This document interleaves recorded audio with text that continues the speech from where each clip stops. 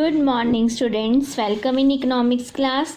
In the previous lecture we discussed about the diagram about the law of variable proportion. Law of variable proportion में हमने ये schedule करा था, ठीक है, इस पे बेस हमने ये डायग्राम करा था. Under this diagram we will get 3 stages, stage 1, stage 2 and stage 3. ठीक, stage 1 is increasing return when TP increase हो रहा है, इंक्रीजिंग रेट में एमपी पॉजिटिव है, इंक्रीज हो रहा है. स्टेज 2 हमने करी थी जब हमारा टीपी इंक्रीज हो रहा है बट डिमिनिशिंग रिटर्न में और एमपी हमारा डिमिनिश कर रहा है. थर्ड स्टेज में एमपी हमारा नेगेटिव हो जाता है और टीपी हमारा डिक्लाइन करना शुरू करता है. जब टीपी टॉप मोस्ट पोजीशन पे था, मैक्सिमम पॉइंट पे, तब हमारा एमपी जो था वो 0 था. ये हमने 3 स्टेजेस, आज हमने यही 3 स्टेजेस की आगे एक्सप्लेनेशन करनी है. फर्स्ट स्टेज देखो, फर्स्ट स्टेजेस में क्या है, फर्स्ट स्टेज है इंक्रीजिंग रिटर्न. क्लियर? सो इंक्रीजिंग रिटर्न, क्या कॉज है हमारे इंक्रीजिंग रिटर्न के, क्या कारण है कि हम लोग जब फिक्स फैक्टर के साथ वेरिएबल फैक्टर्स लगाने शुरू करते हैं स्टार्टिंग में तो हमें बेनिफिट मिलता है, हमारी प्रोडक्शन बहुत फास्ट ऊपर जाती है. इसका फर्स्ट रीज़न है fuller utilisation of fix factor. देखो इनिशियल स्टेज में जब हम फिक्स फैक्टर के साथ, फिक्स फैक्टर कोई मशीन है, हैवी मशीनरी लगाई है, वो तो अभी अंडर यूटिलाइज होती है. जब हम उस पर वेरिएबल फैक्टर लगाएंगे लाइक लेबर लगाएंगे तभी तो हम उसको फुली यूटिलाइज करेंगे ना, उससे हमें प्रोडक्शन मैक्सिमम मिलेगी. ठीक, तो इनिशियल स्टेज में क्या होता है कि फिक्स फैक्टर जो है वो भी अंडर यूटिलाइज रहता है. जैसे जैसे हम उस पर फैक्टर ज़्यादा लगाएंगे तो हम उनको वैसे वैसे फुली यूटिलाइज करना शुरू करेंगे. तो जैसे हम फुली यूटिलाइज करेंगे हमारी आउटपुट भी बढ़ेगी, more and more to output, और मार्जिनल प्रोडक्टिविटी जो है वो इंक्रीज होनी शुरू हो जाएगी. सेकेंड रीज़न है हमारा division of labour and increase in efficiency. Additional application of the variable factor enable process based division of labor.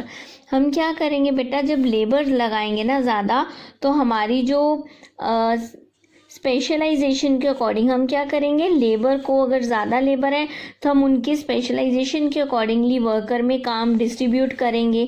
ठीक है, उससे वो ज़्यादा एफिशिएंसी से काम कर पाएंगे. अगर उनकी एफिशिएंसी इंक्रीज़ होएगी, मर्जी से काम मिलेगा और उनको अपनी क्वालिफिकेशन और उनके अपने इंटरेस्ट के काम होएगा तो रिलेटेड काम मिलेगा, तो ऑब्वियसली उसमें प्रोडक्टिविटी वो ज़्यादा शो कर पाएगा. नेक्स्ट है better coordination between the factor. Starting में जब हम बेटा फिक्स फैक्टर के साथ वेरिएबल फैक्टर्स अप्लाई करते हैं तो क्या होता है कि एक बेटर कोऑर्डिनेशन बननी शुरू होती है. जिससे से कोऑर्डिनेशन उनमें अच्छी बनती जाएगी, हमारा रिजल्ट बेटर आता जाएगा, हमें वो इंक्रीज, जो हमारी टोटल प्रोडक्शन है वो इंक्रीज होएगी. ठीक है, बेटर कोऑर्डिनेशन कि फिक्स फैक्टर के साथ, फिक्स फैक्टर स्टार्टिंग में तो अंडर यूटिलाइजेशन है, जैसे हम उस पर वेरिएबल फैक्टर अप्लाई करेंगे तो ऑब्वियसली उसकी जो कोऑर्डिनेशन है वो इम्प्रूव हो जाएगी और हमें रिजल्ट बेटर मिलेगा. सेकेंड स्टेज, इसमें हमने सेकेंड स्टेज क्या की थी, डिमिनिशिंग रिटर्न. ठीक है, अब डिमिनिशिंग रिटर्न जो सेकेंड स्टेज है, जब टीपी इंक्रीज तो हो रहा है बट वो डिमिनिशिंग रिटर्न में हो रहा है. ठीक है, डिमिनिश रिटर्न स्केल में हो रहा है और हमारा एमपी जो है वो डिक्लाइन कर रहा है. क्लियर? तो इसके क्या कारण है, हमें डिमिनिशिंग रिटर्न, क्यों हमारी प्रोडक्शन जो है वो धीरे धीरे कम होनी शुरू हो जाती है. फर्स्ट पॉइंट है fixity of the factor. Fixity of the factor is a main principle behind the law of diminishing return. सबसे मेन पॉइंट इसमें है फिक्सिटी ऑफ फैक्टर. क्या होता है बेटा, जैसे जैसे हम फिक्स फैक्टर के ऊपर अपने वेरिएबल फैक्टर्स कंबाइन करते जाएंगे तो उससे धीरे धीरे हमारा वियर एंड टेयर का खर्चा जो है वो ज़्यादा होएगा, लॉसेस ज़्यादा मिलने शुरू होंगे, जिससे हमारे रिटर्न जो है वो कम हो जाते हैं. सेकंड है इम्परफेक्ट फैक्टर सब्स्टिट्यूशन. देखो फिक्स फैक्टर के ऊपर वेरिएबल फैक्टर को इम्पोज करना, ये कोई फिक्स फैक्टर का प्रॉपर सब्स्टिट्यूट तो नहीं है. Factor of production are imperfect substitute of each other. More and more labour can't be continuously use in place of capital, जिस जगह पे हमें जो फैक्टर सुटेबल लगता है अगर हम उसको सही रिप्लेसमेंट करते हैं, सब्स्टिट्यूट करते हैं उसको, तब तो हमें रिजल्ट बेटर मिलेगा। बट जहाँ हमें फिक्स फैक्टर चाहिए, हम कहेंगे फिक्स फैक्टर हमने बिल्कुल ही चेंज नहीं करना और हमने सिर्फ वेरिएबल फैक्टर चेंज करके अपनी प्रोडक्शन को चेंज करना है, तो वो एक बेटर ऑप्शन नहीं है। कुछ एक लिमिट तक तो हम ये इससे पॉसिबल कर पाएंगे, आउटपुट इंक्रीज कर पाएंगे, बट लाइफ लॉन्ग जो है वो एक परमानेंट सोल्यूशन नहीं है। जिसकी वजह से क्या होएगा, स्टार्टिंग में बेनिफिट मिलता है इंक्रीजिंग रिटर्न, बाद में ये डिमिनिश होने शुरू हो जाते हैं। नेक्स्ट है पुअर कोऑर्डिनेशन बिटवीन फैक्टर। अब increasing application of the variable factor, ये भी क्या है, इवेंचुअली डिस्टर्ब कर देती है एक आइडियल फैक्टर रेशो। देखो जब फिक्स फैक्टर के ऊपर हमने अननेसेसरी वेरिएबल फैक्टर को वर्कलोड डाल दिया, तो उससे क्या होएगा कि जो डिमिनिशिंग रिटर्न, हमारी प्रोडक्शन, हमारी जो रिटर्न ओवर है वो कम होनी शुरू हो जाएगी। अब फिक्स फैक्टर पे जैसे मैंने आपको एक एग्जांपल दी थी, जैसे मेरे पास ये एक फॉर्म है, ठीक है, इस फॉर्म में अगर मेरे 5 लेबर लग सकते हैं तो मैं 5 ही लगाऊंगी ना।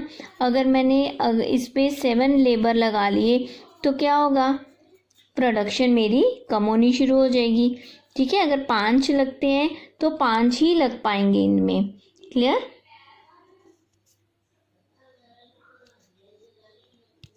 तो नेक्स्ट है इसमें, ये था इसके साथ। नेक्स्ट आता है फिर हमारा,